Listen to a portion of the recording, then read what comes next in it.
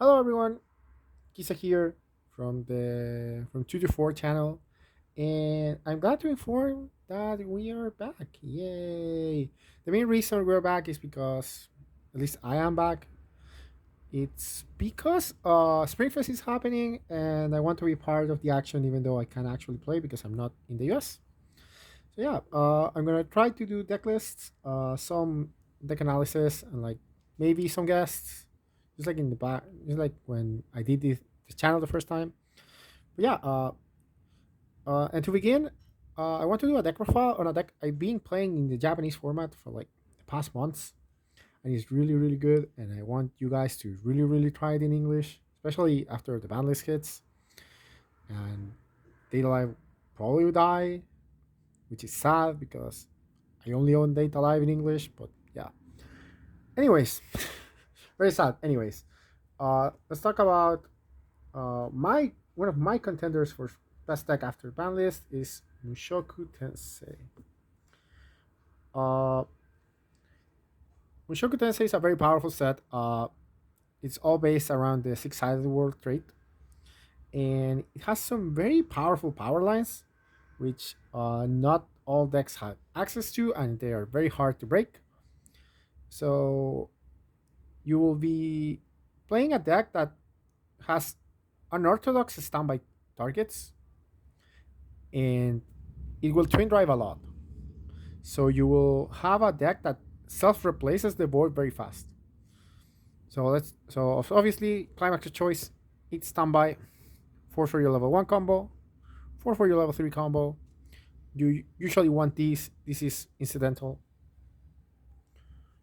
All right, let's go into the zeros. Four copies of the Rudy Runner. This card is very good. Armin Runner, an effect that has seen play in the past. Obviously sees play here. This is your best opener when you're going first. Usually, you used slam this, and your best opening we'll talk about later when we go to like the small mulligan decisions and stuff. Yeah, a very powerful card. So obviously four copies. Then three copies of your Roxy Brainstorm. This card is very strong. Uh, it's a soft top salvage brainstorm, which is weird because it's blue, whatever. Second effect or first effect, so say, when your climax is placed, you may choose a character and give it the following effect. When this card attacks, pay one, and if you pay the cost, when this trigger checks twice. So it gives any card in your board twin drive. Twin drive is a very powerful thing to have on standby decks because usually what happens is that you're triggering a standby, you're getting your plus, but the cost of doing that is getting dirty stock. Having twin drivers in standby decks helps you clean your stock while playing, which is very good. And the fact that you don't have to run a specific twin driver and you just rely on your brainstorm to give the twin drives is very good. Now, two copies of your Eris of the Chiri Eris. You play for color fix at zero, and mostly because it's okay. It gives you some speed. Uh, but and the fact that it grabs level one or higher card, like all the new Chiris do, helps a lot because we're playing the event package at one. So yeah, a decent card. Sometimes I think I can cut it, and then I don't want to, and then I want to. It comes off and off, but usually should be in the deck, in my opinion. But that's up to you.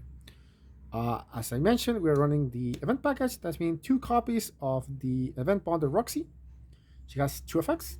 First effect, you may look at the top card of your opponent's deck and the bottom card of your opponent's deck. This effect is very annoying to resolve on remote fight, but it gives you good information to prepare your swings. Especially in standby decks where like sometimes you use chump attack and then you try to replace this after triggering a standby. You are probably gonna, if you see a climax on top, you chump attack into a climax. That's really cool because you know it's gonna cancel. So it's like, sure, throw it away, get the cancel out, and then you like your twin drivers or you want to standby triggers. You're gonna have more soul. You want those attacks to hit. Second effect, you may discard one. You may grab the event from drop, which is very important. This event is very good, and you really want to have at least one per level and multiples in memory by the end of the game. Yeah. Very good. Two copies. Uh, Good for color fix, and you want to see at least one of these per game. Now, onto the glue that holds level 0 together and level 1. This is 4 copies of the Rujo Searcher. This card is very powerful. This effect has been in past sets, but it has never been locked to the main trait of the set. Kosuva, Bangrim, they've had this card before, but it's on the bad traits like Goddess, and Bangrim has it on Pastel Palettes. No, this is in the main trait. This is a costless searcher from deck, and it forces you to level 1 faster, which is good because you want to play your level 1 combo early because you're a standby deck and you want to build that unbreakable board as fast as possible. And because it's costless, it makes your level 1 combo even better when we get to it. So, yeah. Also, this facilitates one of the best openings that it has, which is the Rudy PR. This is a box stopper PR. It's the best box stopper PR by a landslide. So if you're opening boxes of these, this is the PR you want to get. Uh, One place, if your opponent has only one character in front row, if that card is cost 0, you may put it in the bottom of the deck. So usually your opponent opens Runner, or like a plus in 0.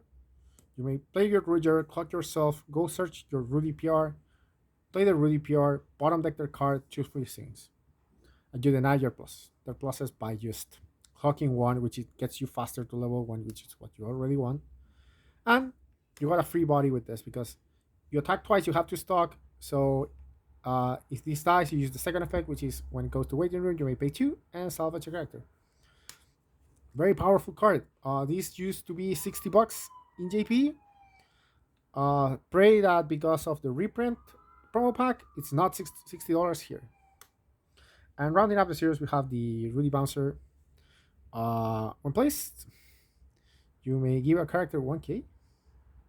I always forget that effect. I read this card every time. I always say, oh, I have to not forget this effect, and I always do. But the second effect is that when you place a climax, you may bounce this to hand, look at top 2, rearrange, and then you choose a character and give it 1k. Very good. Very good card. Even if you're like me and forget the first effect. So your zeros are very good. The main issue of your zeros is that you have like these as your only reds. So usually when you're fixing your hand and you want a red card, you usually have to keep this card, the Cheery. Now, on to level 1. We have 4 copies of your level 1 combo. Sundercheck, Eris. Continues during at all times. If your character's like 6-sided word, she gets 2k. So she's 7-5 cross turn at every point, even when she's alone. So yeah, she's a very powerful card. You see the 1 as cost and you say, oh, that's kind of annoying, but because your Riki in the deck is costless, in the point that doesn't use a stock, you actually are okay with playing these from hand. Like you have 3 stock and you have 3 airs in hand, you just play all 3. This card is really good. Climax combo, when this climax is placed, you may melt up 2, and you salvage a character with the combined levels of the cards you melt. Sorry for the horns if you hear them. If you not, nice. Very good card. This is gonna be your end board at level 1. Sometimes you have the nuts opening, which is like open runner, clock red. You standby this into the front. You have a board that's like a 3-5 runner to the center and a 7-5 character on turn 1. And this becomes really annoying to deal with. Like this is the nuts. So yeah, very powerful card. Now, 1 copy of this Ghislaine. She's an exact copy of the Elizabeth from SAO, which means that 500 per other character. And accelerate. You may clear the top card of your deck, and she gains 1k and the ability that on reverse will look at up to 4 and add a 6-sided word to hand.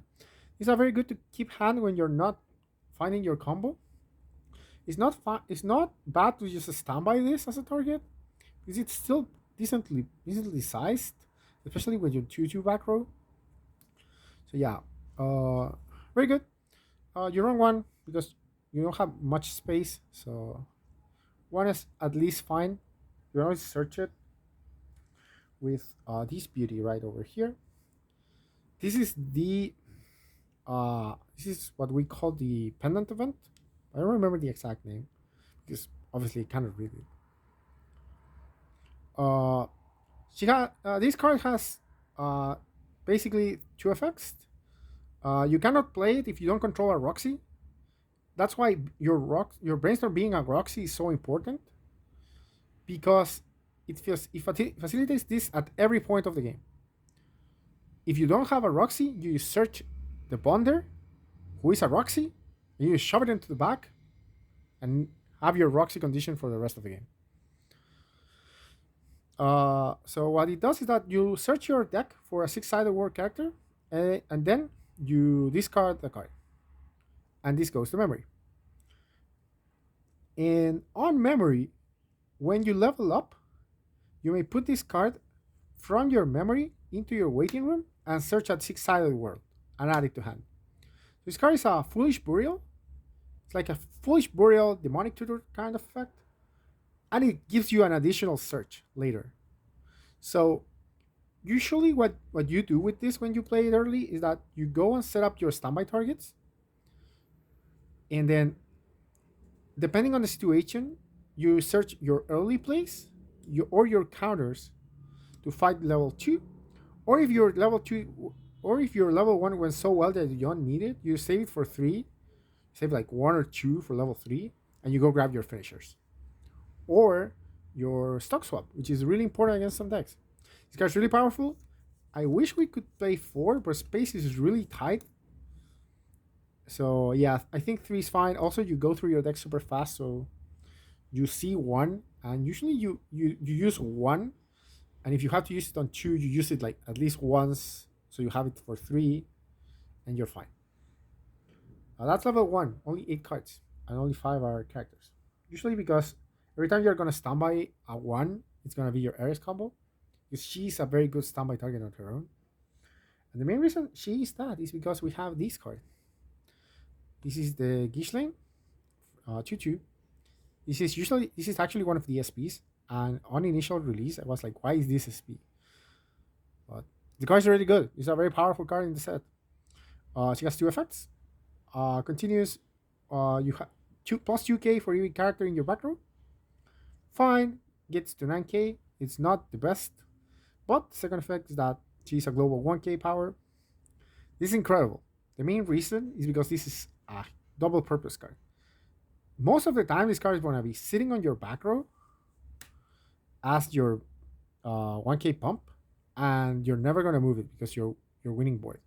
If you ever start losing board, you have a 2-soul attacker that you can just call from the back row. This card is really, really powerful. It's deceptively powerful in this deck. Mostly because even though at a very low power line of like 9k, you have 2, they are 10ks.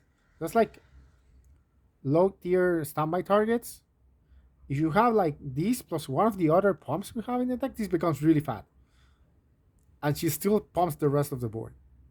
So you play 3, you don't want to clog because you know see these too much because obviously they're still smaller than regular standby targets, so you might lose them if you put them into the front. So usually you keep them in the back.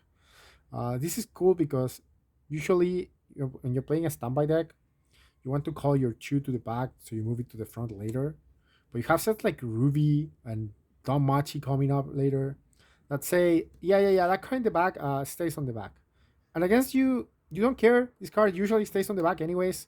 Sometimes you might be like feeling that you need to move it up, but usually you just save it for like the end of the game when you're like short on 2-soul attackers. You have these 2-soul attackers you've been using your entire game as a pump, and you just like march front with them. It's a very deceptively powerful card. I really like it, and I was surprised as soon as I started playing the set. I was like, wow, this card does so much. Also, because it's on the back row, this means your Ares is 8/5. 8/5 is a lot. It's a very powerful power line to sit on, because a lot of like hyper offensive combo decks, they get to like 8k, post climax and it still trumps over with this on the back. That's incredible. Yeah, very powerful, very powerful. Rounding up the twos, we have one copy of the actual regular standby target there is, or 1K per character, hot anchor. You can run two depending on how you feel, but this is usually what happens. This is your target when you you put one of these in the back, you trigger a standby, you put this one of these in the front, replacing a character, and then you go again. You just are very skillful or unskillful, and you trigger another standby. And you're like, okay, I don't want to call a third. Let's put another one. So that rounds up twos, except for the counters. You run two counters on the deck. You run the Rudius rest counter and the anti-change counter. This is a very standard anti-change counter. Not every deck does run it, but this is very important. This is the cream of the crop. What this does is that when you use a 2/5 backup, when you play it as a backup, you may pay for this card like six-sided war character. You will choose a character and rest. This is the same card ReZero had, and it was one of the reasons ReZero was good back in the day, because you could just fill your stock into this and just end games immediately because of this card. This card is very powerful. Usually, you want to try to have it in the late game. You can search for it with like the event or your Ruger if you're desperate. If you have the stock, you can set this up very easily. It's an amazing card. The backup usually I like it because when I hit two, I can use this to grab the anti-change as a defensive tool, and it's very good. Uh, Sends to waiting room, which is not ideal because most of the good standby targets now have Anchor. And for example, Hololive when it comes out, Misfired has had Anchor, so that's kind of annoying. But yeah, that's level twos. And rounding up, we go to level threes. Run four copies of your Gishlane level 3. This is the Gishlane from that uses the other standby as your level 1 combo. And what she does is that climax combo first. We're gonna go over that first. On attack, pay 2, burn 2. It's a very simple combo. Sometimes you just don't use it because you're saving stock for the rest counter. But usually, it's okay. You can do it like 3 times if you sack enough stock and you don't have rest counter. Very good. But also she's a healer on play heal. And the last effect, which is one of the most important things and one of the reasons you play this at 4, is that during your turn, if you have four other six-sided war characters, she gains 5k, and the ability that during this card battle, your opponent cannot play events nor backups, which is incredible. Usually against like another standby decks, you may put this onto the back with your standbys. And if you see that very fat target that they want to keep for the next turn, Gisling just goes over it. She pays 14k during your turn, and you have this. It becomes 15. You have your assist. It becomes 17, and it adds up. It really adds up. And during the finishing turns, you just ignore money counters, rest counters, and counters of any kind. This is a really powerful card. Mostly because of the anti-event, anti-backup, and because it's a healer. Not much because of the combo itself. The combo is just like an extra.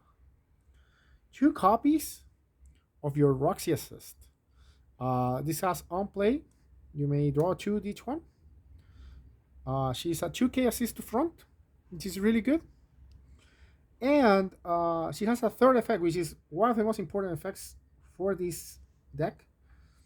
Is that when your trigger check reveals a climax, you may choose a character, give it 1k, and the following ability that is when this card attacks, you may pay 1, and it has twin drive, checks two triggers. Yeah, this is just like a bigger and better version of your level 0 brainstorm, and this is good because you just fix your deck state and your stock during the combat step. One of the interesting things that this deck does during the mid or late game is that every standby trigger becomes a very massive power pump. Because if you standby this, obviously you don't get the effect if you standby this in. But if you standby one of these, you get a 1k pump. This is another 1k pump. And you will see when we get to the final card, you have another 1.5k pump. So your standby triggers become really, really powerful as a combat trick thanks to this. And then you can clean it. So you get to kill stuff that you shouldn't if you trigger multiple climaxes with this on the board. It's a very powerful card. Now, rounding out the threes, we have the Rui early play and the Eris early play. I run a split because I'm never sure if I want 2 copies of the Rudy EP or 2 copies of the Eris EP. They have their advantages, they have their disadvantages. The disadvantage of this is that it's yellow, and aside from like the Rudy Gray Series, you don't have much other yellow cards in the deck, and you're never gonna level this because you want it in your hand. It's the typical 2 or less climax -1 level. When enters play, you may ditch one, you heal to stop. It's a very decent card, not very impressive, nothing to scoff at. Solid. You may search it. This is one of the good things that you don't need to like play too many EPs because they have the same condition, and if you get into the condition, you just level up, hit it with this, and you're golden. Uh, the RCP, it's a bit. I think it's the stronger card, but it doesn't heal. Again, 2 or less climax. If you have two or more other six-sided world, she gets 1.5k and the ability that when it gets reversed, you may discard the card and bounce this back to hand. So it gives you a threat that you may keep playing, and it gets huge. She's 11k base and very powerful. And the last effect is that when it enters play, you may reveal top card. And if that's a six-sided word character or the Ares event that we are not playing, you may burn for 1. So this becomes a recyclable burn, gives you that extra reach. Very good card. Now, tech options. You may run the stock swap. It has a memory effect with a seal fiat that we are not playing, but you can actually play in the deck, and it's not terrible because it gives the encore. But you're never gonna really have this effect. Use one because it's a stock swap. On place, pay 1. Stock swap your opponent. Very good. You may see that we only have five green cards for this. That's usually not an issue because this fixes your green at any point of the game if you need to. Because you have 4, you will see 1 or 2 early. You just clock it. If you ever need this, you will have the green. It's very easy to achieve. You can like search one of these to clock on 3 if you have this already in hand. Or if you have 2 of these events, which is not impossible, you search the Ruger and the Sylphie. Clock the Ruger, play the Sylphie, and you're done. Very, very powerful card, but obviously not a must. This could be basically the second standby target areas. This could be like the 2k counter, which is a card I really like in the deck, but I don't have space for it. It can be whatever you want. It can be more EPs or more copies of this card. This is the last card I'm going to talk about in this deck. Is the Paul. Worst dad. They gave him an uncommon because he's the worst dad, and the uncommon is incredibly powerful. 3 effects. When this is on the front row, all your characters get 1.5k. He's a global 1k. He's global 1k5. Very powerful. This is what I mean when your triggers become combo tricks. You flip a standby, you can play this on front, play this on front, on the back. This is on the back. If this is on the board, you give 1k. So there's a lot of moving pieces and a lot of rewards for flipping triggers, which is what you want in your standby deck. Not only just replace your board, this gives you an extra layer of power. You like leads to winning the game most of the time. Second effect is that he himself has Twin Drive. On attack, you may pay 1. If you pay cost, he triggers twice. him having an inherent twin drive makes him really good if you get him out at two. Because you get him out at two, you stay at two because you're good and you're canceling. This he fixes your triggers without needing to play a climax into this or having to speed run into this at level two, which is usually what you do, but sometimes you just don't get it. And you don't get this out early at two because you got this early at two, for example. Him being able to just fix your stock inherently because it has it printed, it's very good. And the last card, and that's last text, is the most important card and the reason why you play this card. Uh, when the damage this card of when this card battles, if you cancel damage, once per turn you may discard a character. Wait, no. Again. Uh, when damage during the battle of discard battles is cancelled, you may mill the top card of your deck. If that card has a soul icon, you may pay the cost, which is discarding a character, and you burn them back for the same damage. So yeah, this is an on cancel reverse burn. This card is incredible. So you have this very fat board that your opponent has to crash into, and if you get your deck to a very compressed state, they just crash into this and they might die. And also this sets them up for like your burns to be more effective, or to just vanilla swing into them, or like puts them on range to like loop this in to burn them for death. It's very incredible. It's a very powerful card. I'm surprised it's an uncommon. This was on the discussion to get banned at some point. I don't think it's gonna happen in JP at least yet.